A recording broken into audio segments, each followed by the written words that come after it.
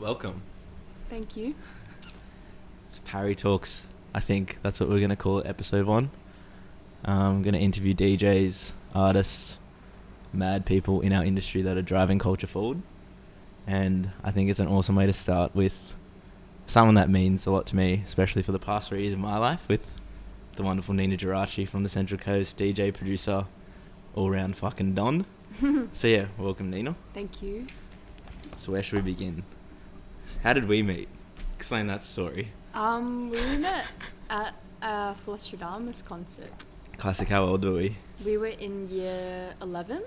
We were 16.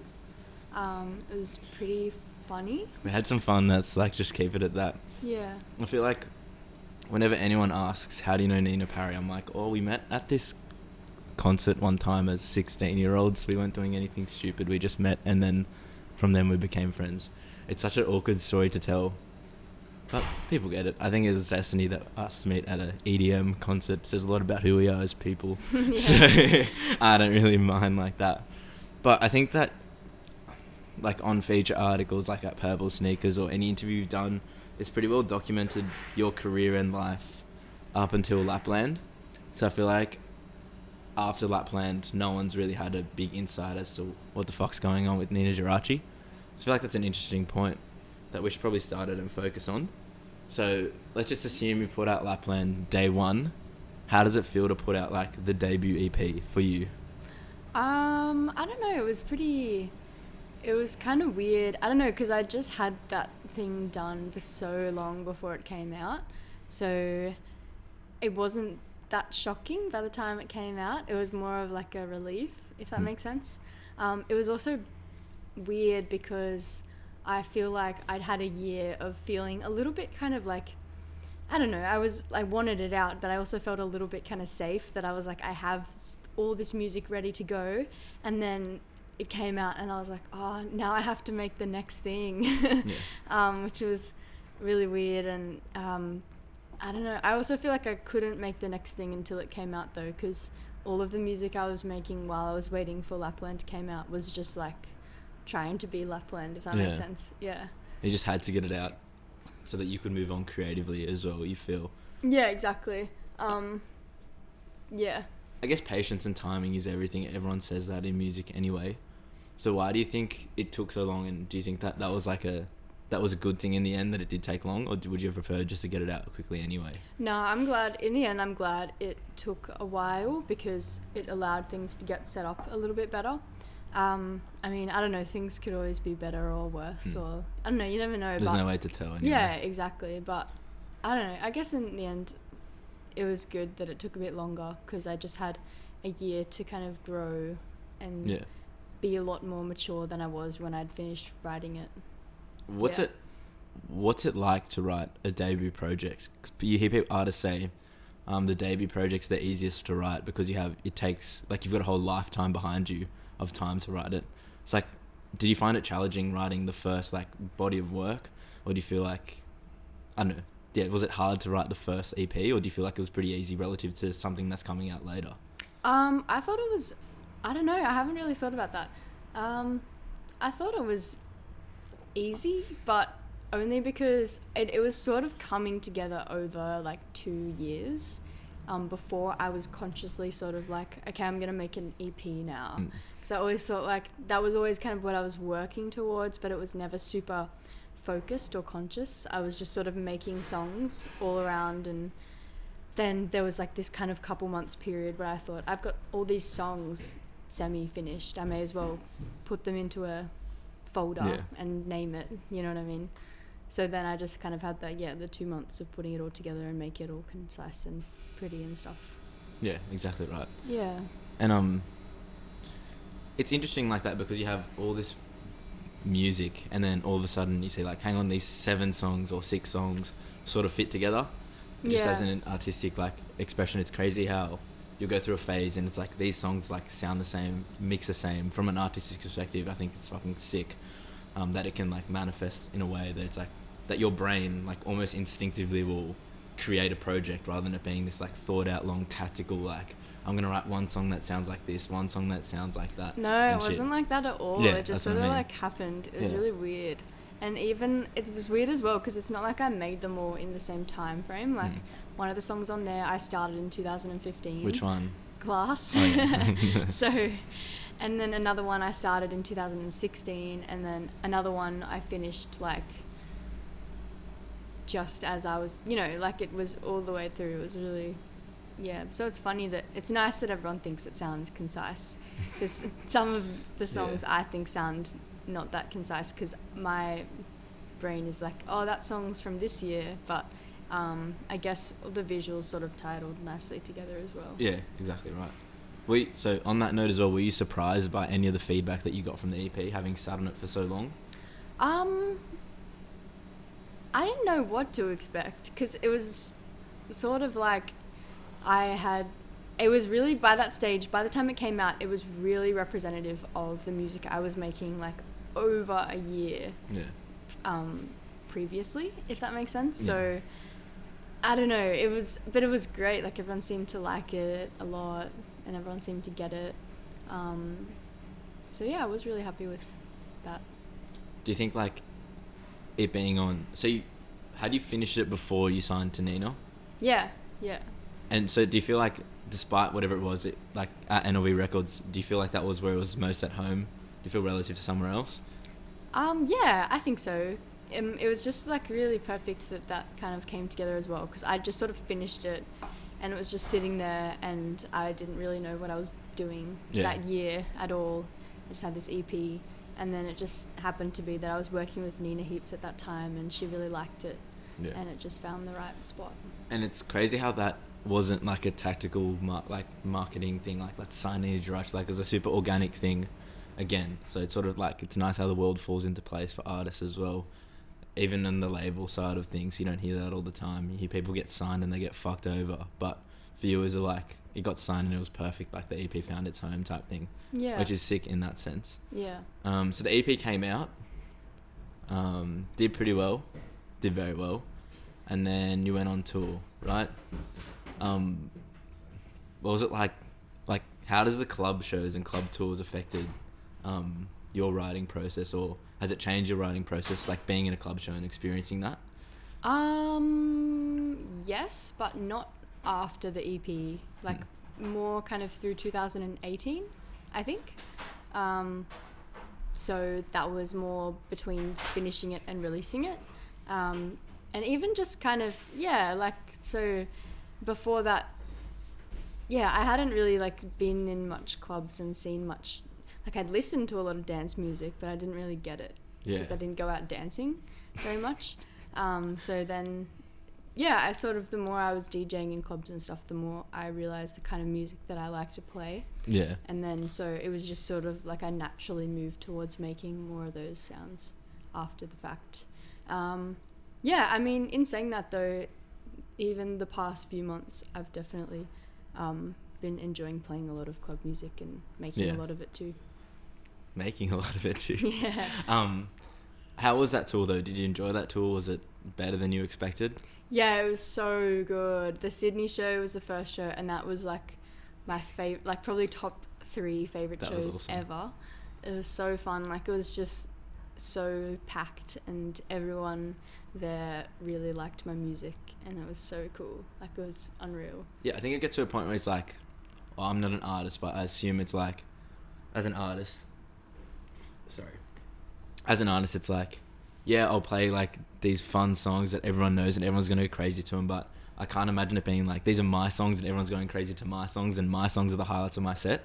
Did you find that as well, as that like one of your favorite moments from the sets, like playing your songs and people reacting to your music? Yeah, I don't know. Sometimes it makes me a bit uncomfortable, which sounds kind of like counterintuitive, because obviously I want as many people as possible to hear it and like it. But then when I'm like standing in front of them and they're like singing the words, I'm like, stop.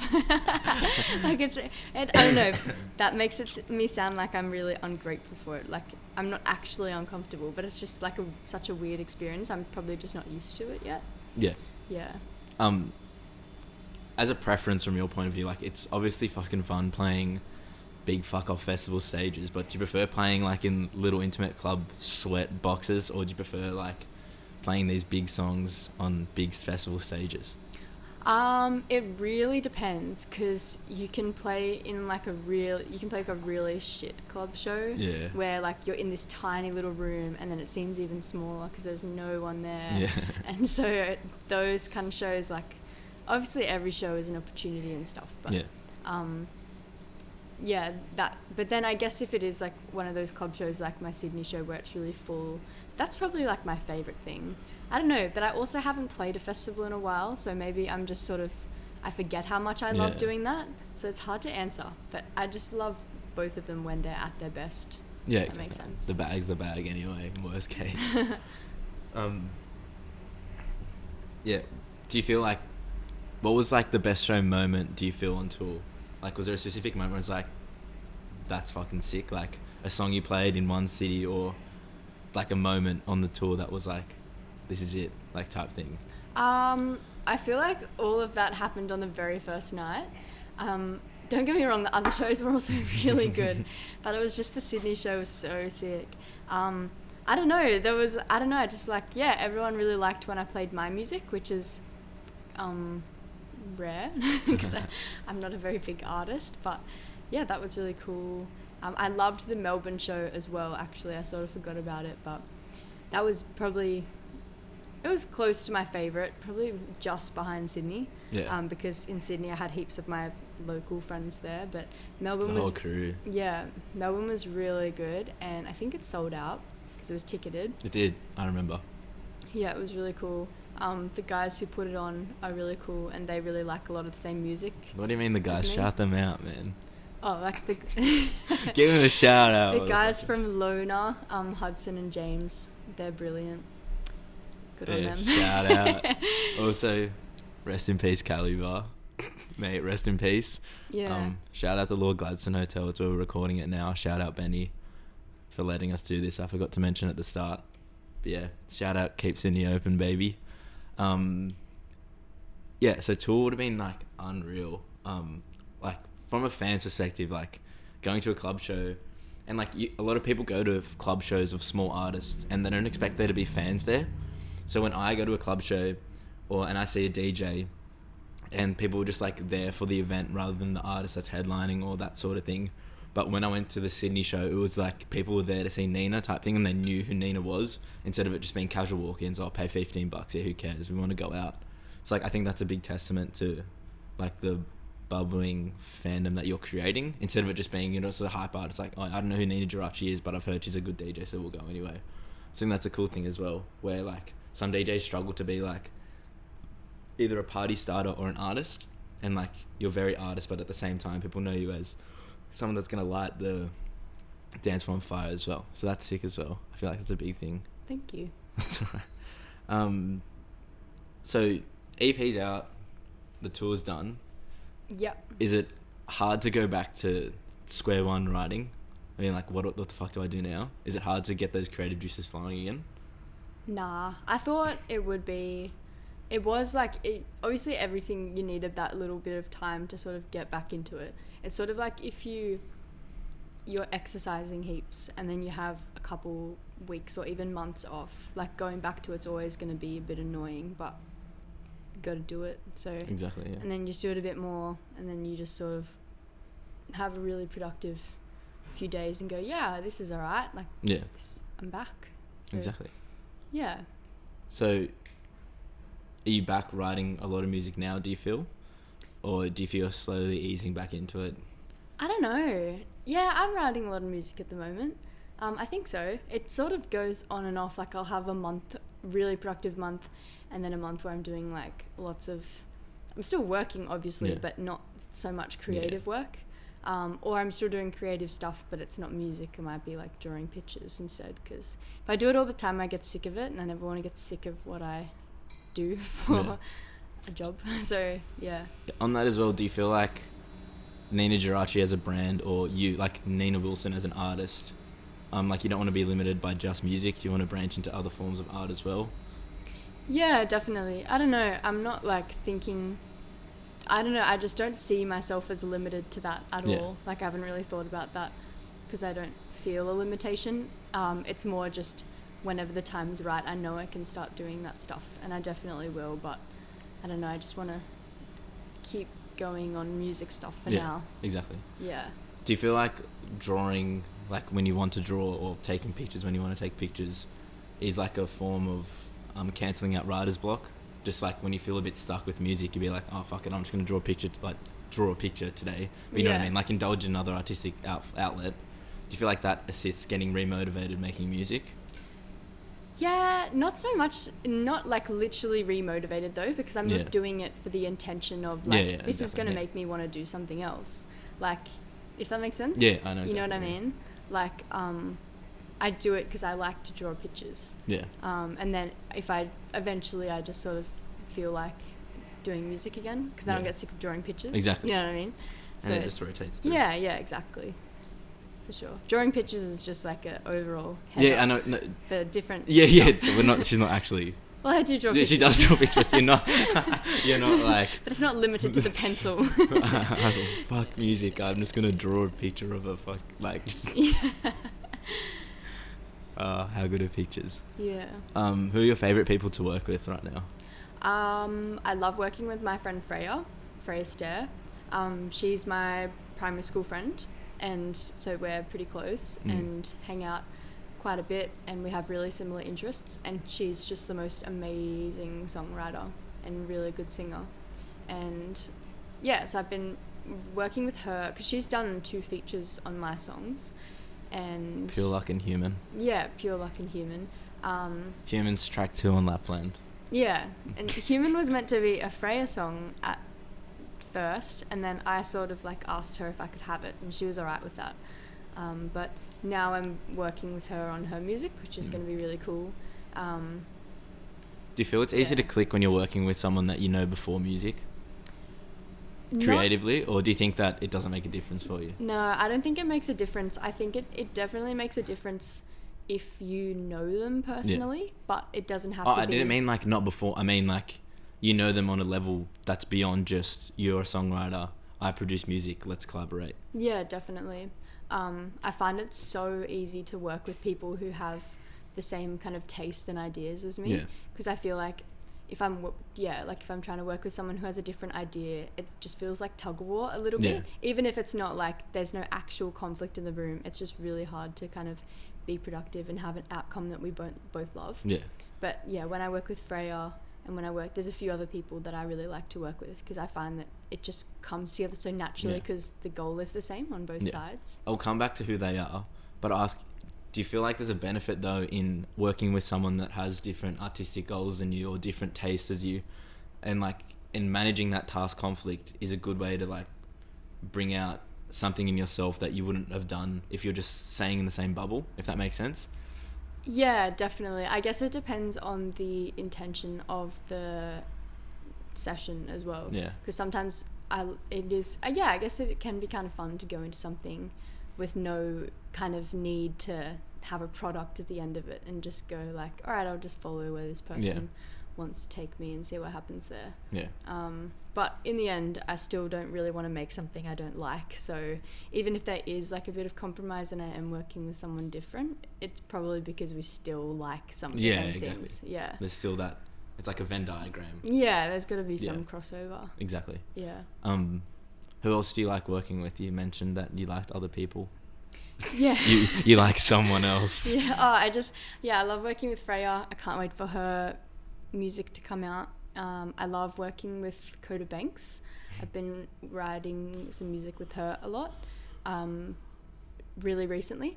So we've done quite a few songs together now, and I love them all. There's like 1 or 2 in particular that I love so much, and I'm excited to see what she does with those as well. And I love working with Nina Las Vegas. But what stick to Coda Banks? What do you like most about Coda Banks as a person, and then also what do you like the most about her as an artist? I don't know, it's interesting because I feel like I've become better friends with her personally through working on music, and maybe like that's made us more productive. I don't know, but I feel like when I'm working with her, we really do kind of have the same vision for a lot of stuff, so it's just so easy to bounce ideas, and there's rarely like suggestions where I'm like, nah, that sounds shit, you know what I mean? yeah, so I just find it, and also she's just like so prolific and fast and amazing at what she does, which makes it just like a dream to work with. Exactly, much. Makes it easy. Yeah. And then Nina, mum. Yeah, I love working with Nina. Obviously, she was like the first person I tell us like how did that happen as first as artist, and then how did she sign you? Oh, well, we met like at she was playing on the Central Coast at like a club show. Yeah, at Primaries. So then I came and met her there, and we made a song from that. Like she just invited me to collaborate, and yeah, she was one of the first sort of like new people that I'd done a session with. I hadn't really done much writing with other people. Even songs prior to that I'd had out, the features were like just songs that were like pitched to me or something like that. So I hadn't really like worked with people face to face. So I was really intimidated and stuff, and I was really kind of like, I didn't have a lot of confidence at that stage as well. But she was like, she's like the best person, and she was so cool to work with, and like we like so much of the same music as well, so it was just really easy. And it's just fate. Yeah, exactly. But yeah, it was in one of those sessions when we were working together that I showed her the stuff I was working on, and she really being liked Lapland. it. Yeah, and she wanted to release it. That's sick. Yeah. What do you think? Not the most important, but like the best. What do you think the best piece of advice Nina's given you has been? Probably just like stuff about confidence, really. Like I feel like I've gotten heaps of confidence by hanging out with her and like her support and stuff. I don't know, not that I was like a little mouse before I started working with her, but I don't know, like just kind of like confidence in my taste and my ideas, and like just backing yourself. Yeah, she's just made me feel like or helped me feel like I'm really good at what I do, which is a good thing to feel. So speaking on Nina and Coda, you put out that World Cup song. Yeah. And you're an avid sports fan, aren't you, Nina? Yeah. So how did that come about? Like, how did it become such a wholesome experience, being like half of NLV Records pretty much working on it? I don't know if that was that. I don't think that was intentional. No, it wasn't. Obviously yeah, not. It just sort of happened that way. It actually started off by I wrote a song with the other two of the other girls that were on that track. So KLP and Grace, who doesn't feature on the track, but she helped write it. So we wrote a song, and then Nina and Coda Banks and another writer called Tandy Phoenix wrote another song, and we ended up like combining them. So it wasn't really meant to be that we were all on the same song, but I'm glad it worked out that way. Yeah, exactly. Yeah. So wholesome. It made it better. Unlucky to the Australian girls. Shout out Sam Kerr, she's still the GOAT though. Yeah, I know. I was really bummed. I was really, because I wanted them to go like really, really far with it and just hear the song all the way as well. Yeah. But they did so well. Is that World Cup the first like sports tournament you followed? It's the first one I followed that closely. Yeah. I mean, I don't know. Like, I think I just got like really scared of soccer after being hit in the face so many times when I was younger. What's the most recent time you got hit in the face? Because I know this story as well. Oh, it was. I haven't played soccer since. It was in like 2000 and. Just can you just open that? I don't see how long we're going for. Yeah, for sure. Did you press play? Yeah. Oh my god. Oh, you didn't time. I did. It's fine. I did. I pressed play. So Nina was meant to time how long we were going for. I did. I pressed start, I swear. It's open, you can see it. You just opened it then, I saw you close the apps. Yeah, but it's on stopwatch. I remember I put it on there and pressed start. Anyway. We'll figure it out. Oh, I've got the video. We can check how long it's been going on there. Yeah, cool. So yeah, you got smashed in the face by a soccer ball, but last time you played soccer and you've given up since. Yeah, it just happened to me like all through primary school. Like it was just one of those things, and I just came to hate the game so much. And I'd always like, you know, because they force you to play sports in primary school, so I'd always want to be like the goalie, and then just hope that it didn't come down my end. Yeah. And then when it did, I'd just like let it go in, because like when I was like really young, I kind of like played seriously, and then every time I'd get hit in the face, and I just thought, no, it's not the game for me. What happened? No, when did you last get hit in the face, and who by? Oh, like 2017, I think, or very start of 2018. There was the Musica Copa. What's that? Tournament. Just explain what that is. Musica Copa are like a charity soccer music fund. So they put on like this big tournament every year, and different kind of musical institutions around Sydney all build teams and stuff. And I was playing on my agent's team, and I just got like smacked in the face by a soccer ball from one of the future classic players, and I just thought, no. That's why we don't fuck with future classic. Yeah. Or I don't, because of that moment. Yeah, it was really painful, but I didn't break my nose. It just like I just had a really swollen face like all day. Yeah, it was all good. Awesome. Yeah. The soccer's. I feel like I asked that question about sports because I feel sports and music unify people in similar ways. Yeah. Where like you go out to a sporting match or game, or you go out to a concert, club show, whatever, and it's like being in a room of people that are like-minded and are there to support one like cultural push is like, it's just a weird energy. It's an incredible energy. I think that's what draws me both to sports and music, and like that's the defining feature of the things that I'm generally drawn to, like that level of like cultural significance in any event. I feel like it's cool that sports and music are like two of the main ways in pop culture anyway that communal like cult like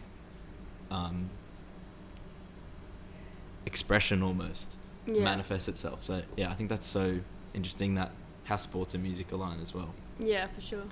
So Lapland's been out. Mm-hmm. The World Cup song's been out. Yep. You've got a new EP coming out. Yep. On the eve of Splendor. Right? Yeah. Yeah. What's that EP like? What's it called? Let's assume, like, we're not recording it when it's even been announced, but let's assume it's out. What's the EP like for you? Like, how do you feel about this EP? This EP is pretty random, so I kind of like I don't know, it wasn't like, I didn't expect to do, like at the start of the year, I didn't expect to do this EP in July 2019. I just sort of had my Lapland EP out, and then I was like, all right, got to make the next one. And I feel like my brain was like, okay, make another 7 tracks. You know what I mean? And like, I was trying to kind of make the same thing. And then I just had this one song, so the first track on it. It's only 2 tracks. And I don't know, everyone I sort of showed it to really liked it. And I thought it was really like intense thing for me to put out personally. You can say the song names and stuff because the premiere is going to be out before this is anyway. Oh, right. So you can talk about them as names and the title and stuff. Yeah, well, the first track's called Water Gun. Yeah. And I thought it was, a bit random of a song for me to put out. But everyone I showed it to just really liked it. And then, so I wanted to put it out, and I thought it would be fun to DJ and stuff. Yeah. And I had played it out once at the FBI Club Night last year. I want to play it out more, but before I finished it, it had like this really short outro, and it was really hard to mix out of, so I didn't want to risk it. Yeah. And keep going. Just keep talking about it. Just keep speaking about it. I just want to check the time. So everyone was saying that I should put it out, and I didn't want to do it as a single because it's a bit random. It's just like it's like, what, I don't want to say genre, but like where would you put it, like genre wise or like peer wise? Like, I don't know, it's just a really silly, funny club song. Like it's sort of dumb and like a bit of a joke, but I really like it. And then it kind of like worked out nicely because then Nina was like, you should just do like a 2-track club EP, and I thought, yeah, that works. So then I was like, shit, now I have to make a second song to go with it. And I had a bunch of songs that I was working on, but none of them seemed to really like match it. And then I had this studio time in May and April where I booked a studio for a few weeks and just did heaps of collaborations and heaps of sessions, and lived in Sydney for a couple of weeks, which was really cool.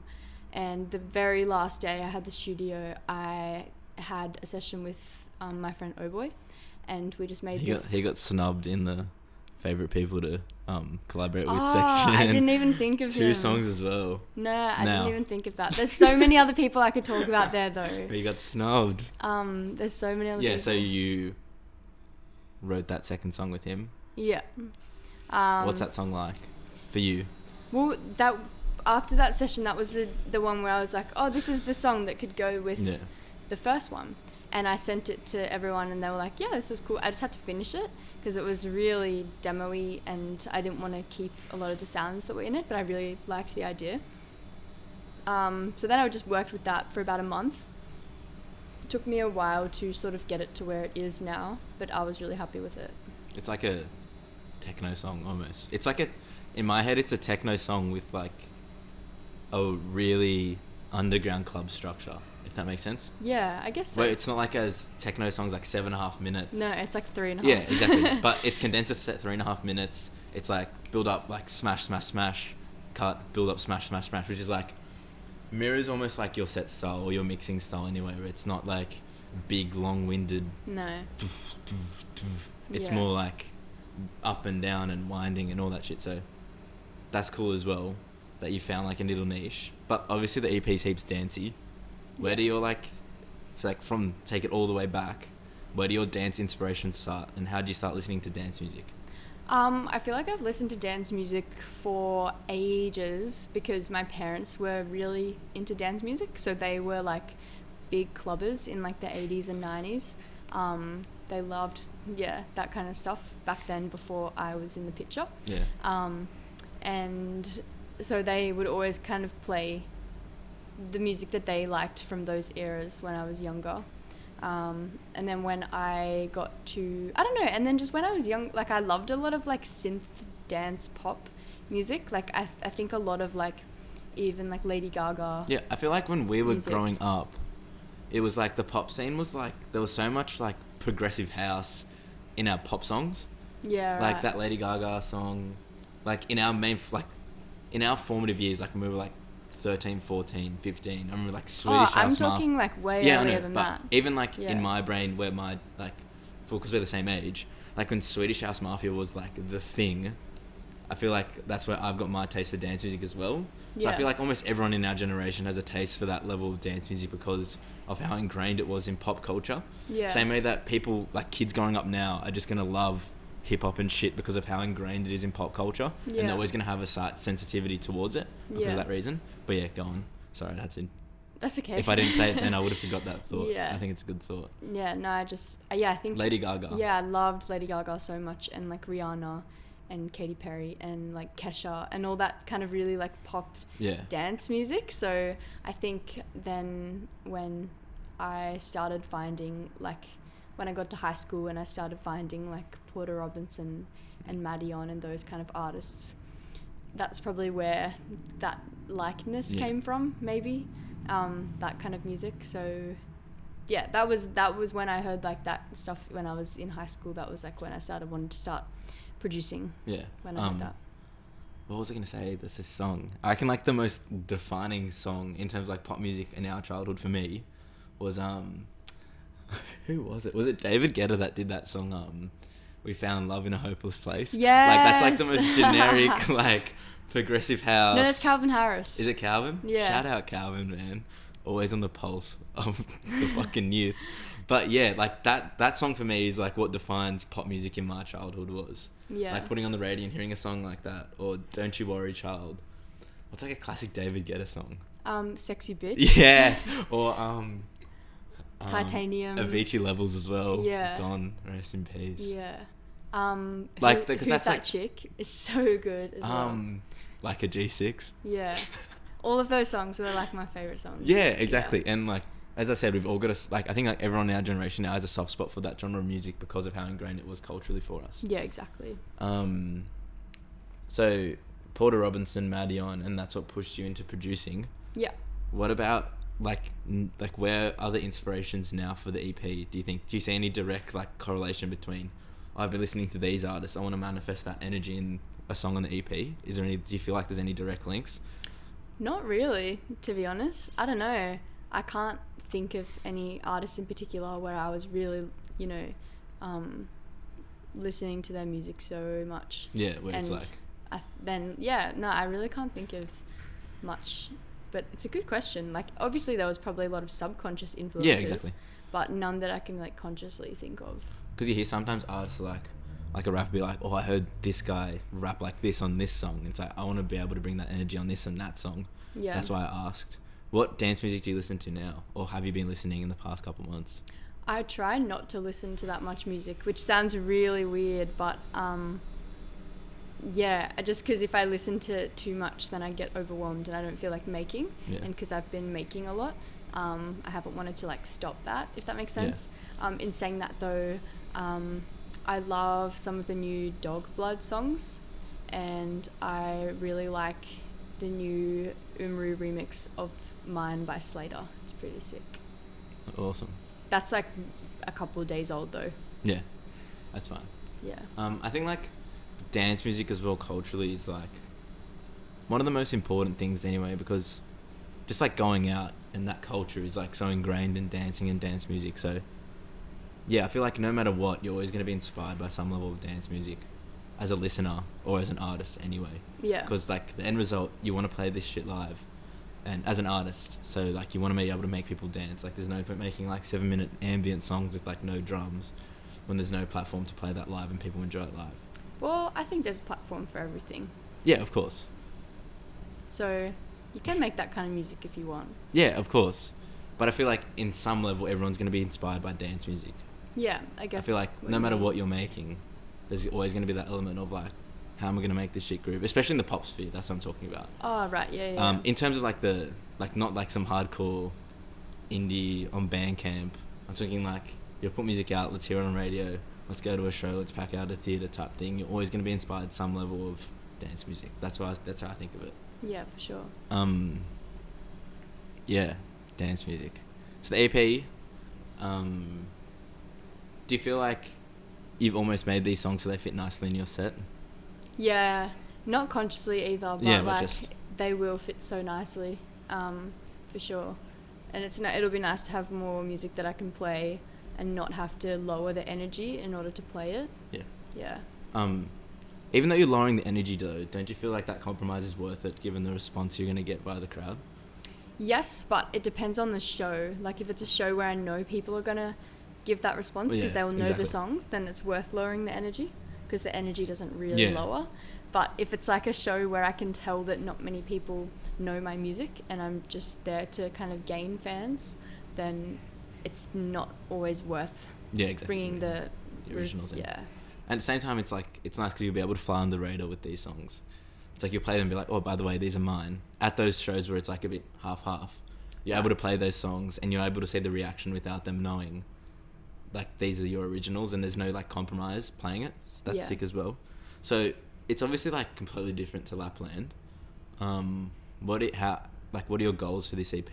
Or do you just want to make people dance essentially? Yeah, I don't know. I don't have like really specific goals because I know that if I do, I'll just get disappointed if they don't happen. Yeah. So I just have like the kind of broader goal of like progression and happiness. Yeah. Yeah. And fulfillment, if that makes sense. Perfect. And it's coming out, what date?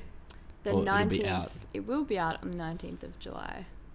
Or it is out on the 19th of July. It came out on the 19th. We don't know, but we'll know. Yeah. And that's the Friday of Splendor? Yes, first day of Splendor, I think. And then I play on the Sunday. Perfect. Are you keen for Splendor? I'm so excited. I'm a little bit like unprepared at the moment just because I got a new laptop and I'm still sort of like transferring all of my music over, so I haven't prepared any playlists and stuff yet, but I still have about a month, so I reckon I'll be right come the weekend. Oath. Yeah. Oh, can you just flick the power on the PowerPoint down there? Yeah. Oh, just push the plug in there. That's all right. We're live. That could have died there. It would have been tragic. Right, we're back. Sweet. Yeah. Awesome. Splendor's going to be sick. What does it mean to you as an artist to be booked on a festival like Splendor?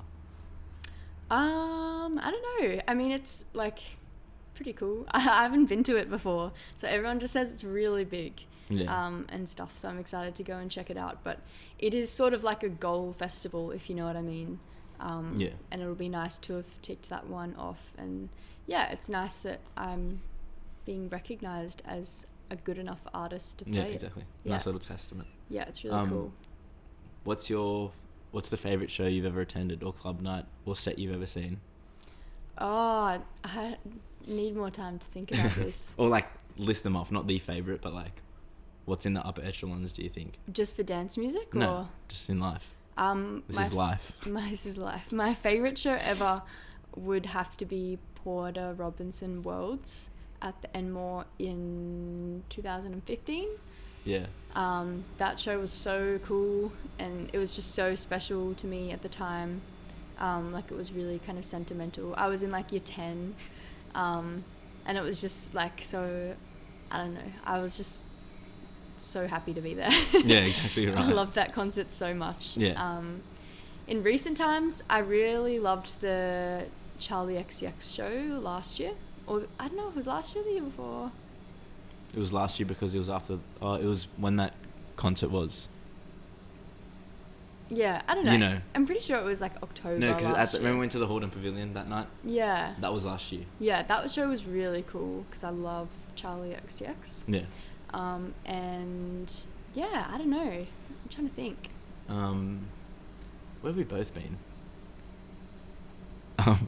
Girls on Deck down here. Shout out. Yeah, that was really fun. What an evening. K-Tronada was cool. Yeah, I feel like was good.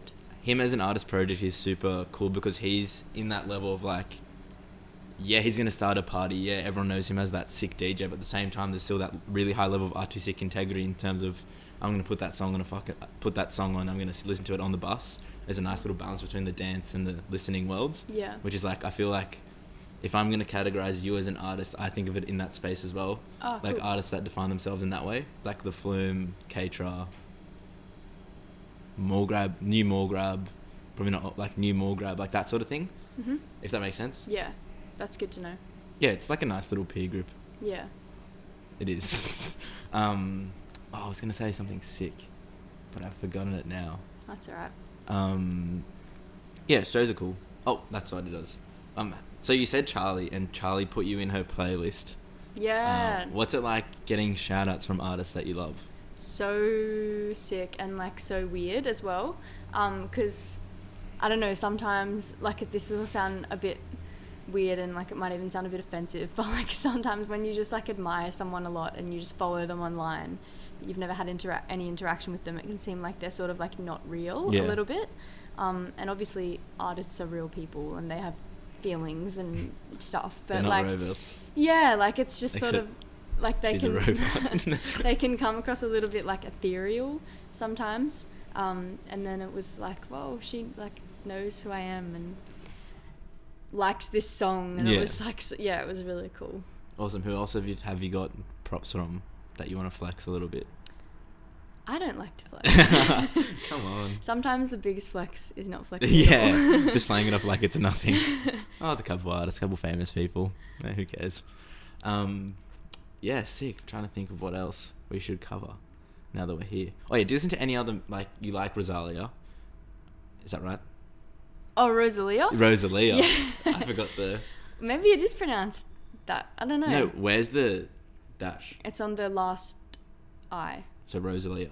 So that's when you put the emphasis. Yeah. It was on the O, it'd be Rosalia. Right. Wait.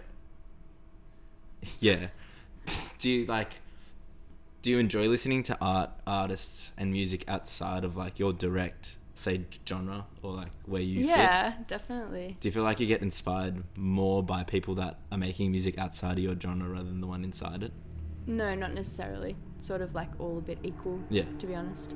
But yeah, I listen to and I make all types of music. Exactly right. Like I'm working on like the Freya's music and Coda Bank's music and a couple other people's music, and it's not all like club stuff. You know what I mean? Yeah, but I really like Rosalie. She's so cool.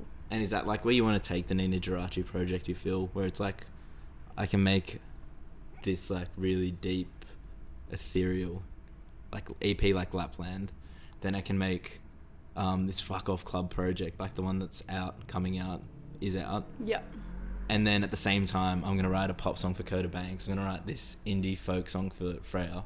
Is that like where you want Ninajirachi to sit, just be this like all-encompassing producer? Yeah, I think that's what I already am. Yeah, as in like yeah. Yeah, a little bit.